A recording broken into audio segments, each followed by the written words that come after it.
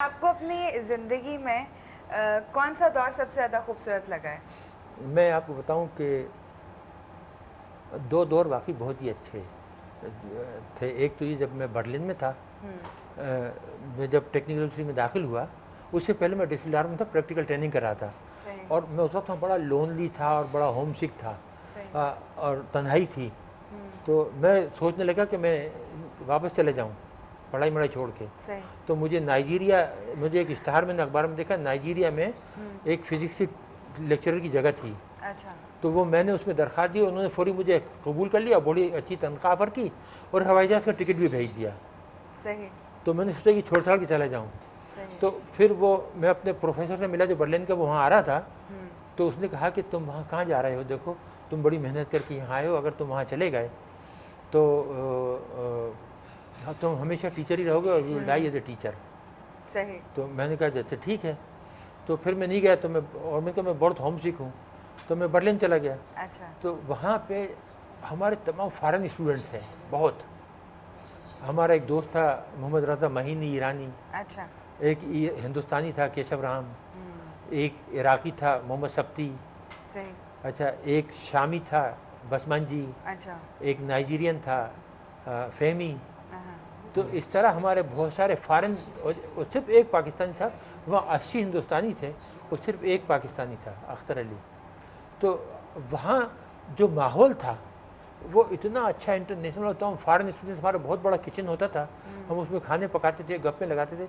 अच्छा, मेरी बेगम हालैंड में होती नहीं, ये बर्लिन आ गई और अमेरिकन फोर्सेज में इनको अच्छी जगह मिल गई क्योंकि इनकी ज़ुबान आती थी, बहुत डच भी बोलती थी फ्लुएंटली, जर्मन भी, इंग्लिश भी। तो जो है तो ये, लेकिन उन्होंने कमरा किराए पे ले लिया था। लेकिन ये शाम को हॉस्टल आ जाती थी, तो हम किचन में खाना पकाते थे। वो वक्त बहुत ही अच्छा था। डॉक्टर साहब, खाना शौक से खाते हैं आप? ना सिर्फ शौक से अजीजी भाई, एक आध दिन मुकाबले हो जाए, पकाता हूँ ना मैं आपको शक्ल दे दूंगा और नादिया को भी। अच्छा। Oh good. मैं इतने आला दर्जे के खाने पकाता हूँ। डॉक्टर साहब खास चीज़ क्या पकाते हैं? मैं आपको बताऊँ, आला दर्जे के पराठे जो मैंने अपने कुक को भी सिखा दिए हैं। हमारे यहाँ पे हैं हमारे यूनुस भाई, उनको सिखा दिए। मीठे पराठे हम पकाते हैं और उसके साथ मसूर की दाल है। अच्छा, मसूर की दाल भी हमारी ख़ास किस्म की होती है। अभी परसों नरसों उन्होंने बनाई थी, वो भी मैंने इनको सिखाई। मेरी बेटी कह रही थी कि एकदम जैसे उन्होंने देखा, उसने कहा पाई आपने बनाई है? मैंने कहा नहीं, बनाई तो यूनुस ने। कहती ये तो बिल्कुल आपकी तरह। मैंने कहा यूनुस को सिखाया है। हम क्या करते हैं, मसूर की दाल में पानी इतना रखते हैं छोटा, और उसको बहुत हल्की आँच में पकाते हैं और फिर उसमें उतरा सा नमक डाल के, और उसमें हम कभी चमचा नहीं चलाते, तो दाल का एक एक दाना अलग रहता है लेकिन गल जाता है। सही। डॉक्टर साहब इतना ना मजे से सुनाए, मुझे भूख लग गई अच्छा, है। फिर कौरमा पुलाव में बनाता हूँ यखनी के साथ।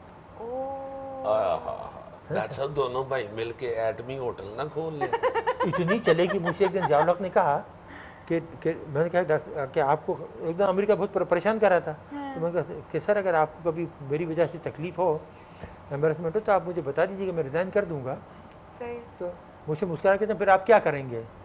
तो मैंने कहा सर, अगर आदमी इतने साल बाहर रह के पीएचडी करके आए और फिर ये सोचे कि एक बीवी और दो बच्चों को पेट पालने के लिए क्या करेगा, तो फिर वो तो गटर के लिए मुनासिब है।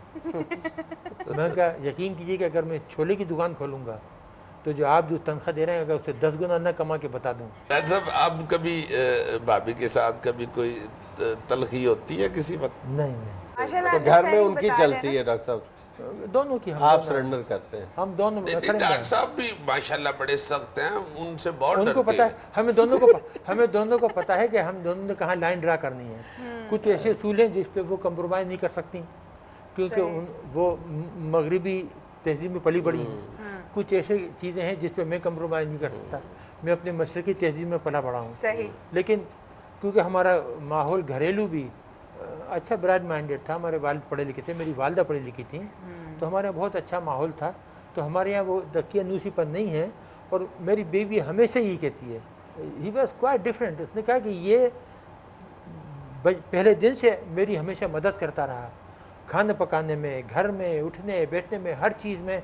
इसने कभी मुझे ये एहसास ही नहीं होने दिया कि मैं अकेली हूँ और मैं औरत हूँ और ये बैठ के अखबार पढ़ने लगी, किताब या टीवी देखने लगी कि खाना लगा दो, खाना खा लिया, बर्तन धो। ये हम मिल के हमेशा पहले दिन से, और यही मेरे ख्याल से जिंदगी ये भी डॉक्टर साहब एक कदर मुश्तरक है आप में और अजीज़ी में। अब मैंने अजीज साहब बताया को ना बहुत इनको पसंद हालांकि ये वरना आज साहब, भी बर्तन धोते हैं। हम तो अच्छाई की वजह से बर्तन वगैरह धो देते हैं ना। ये मार खा के धोता है।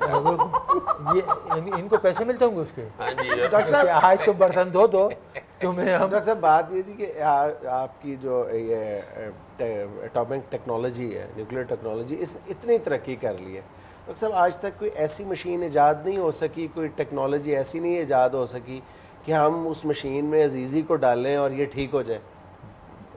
ऐसी है बिल्कुल है डॉक्टर साहब? यार जीजी के टायर आवाज देती है। ये ठीक नहीं मतलब ये अक्लमंद हो जाएगी, ये जो फजूल बातें करता है ये बंद कर दे। ठीक तो इस तरह ये हो देंगे कि सकता है हम इनको डॉक्टर फ्रीज कर देंगे। अच्छा फ्रीज हो सकते हैं डॉक्टर साहब? फिर ये बोलेंगे नहीं कुछ। नहीं फिर तो नहीं डॉक्टर साहब, ये फायदा नहीं ना। डॉक्टर साहब करोड़ों लोग, वास्ते को अच्छा इलाज बताएं। डॉक्टर साहब पाकिस्तान के करोड़ों लोग इससे मोहब्बत करते हैं, ये मेरा अलमी है डॉक्टर साहब, मैं इसको कुछ कह नहीं सकता। लेकिन ठीक करना चाहते लेकिन हैं डॉक्टर ना साहब ये थोड़ा सा। बोलता बहुत है। बोलने में तो महारत है, यही तो लोग पसंद करते हैं। डॉक्टर साहब कभी गाना सुनने का शौक भी रहा? हाँ, गज़लों का मुझे इतना शौक है। सबसे अच्छा सिंगर मैंने कौन देखिए लगा? सबसे पहले शुरू किया ना उस ज़माने में क्लासिकल, मुझे ज़्यादा सुनने का शौक़ नहीं रहा, लेकिन मुझे अगर बाकी पसंद आया तो पठाना खाना के पठाने जो सूफिया ने कलाम था ना, वो मुझे काफ़ी पसंद आया। मेरे पास अभी भी कैसेटें में सुनता हूँ, लेकिन गज़लें मुझे बहुत पसंद हैं। अच्छा गजल किसकी गाई थी? अच्छा गज़ल में बताऊँ आपको, शुरू में मुन्नी बेगम की बहुत सुनता था। उसके बाद मुझे पसंद आई जब ये आ गया गुलाम अली। तो गुलाम अली के बात है ना, मैंने कहा ना गुलाम अली तो कत्ल कर देता है आपको, हैं? बिल्कुल। फिर हमारी आबदा परवीन, उस्ताद अमानत अली थे, इंतकाल हो गया, वो अपने मेहदी हसन, इन लोगों की जो गज़लें हैं। अच्छा डॉक्टर साहब आपको फिल्मों से है थोड़ा सा, फिल्में वगैरह फिल्में देखते पहले हैं? बहुत देखता था मैं। पहले जब कराची में था, इंस्पेक्टर वेट्स एंड मेजर्स था, मैं हर रोज़, मेरे एक दोस्त हैं इकबाल खान आर्किटेक्ट, लंदन में होते हैं अब, अच्छा हम दोनों रोज़ फिल्म देखते थे, खाना खाते थे साथ जाके होटल में। अच्छा क्योंकि तो मेरी जो तनख्वाह थी वो घर में देने की ज़रूरत नहीं थी।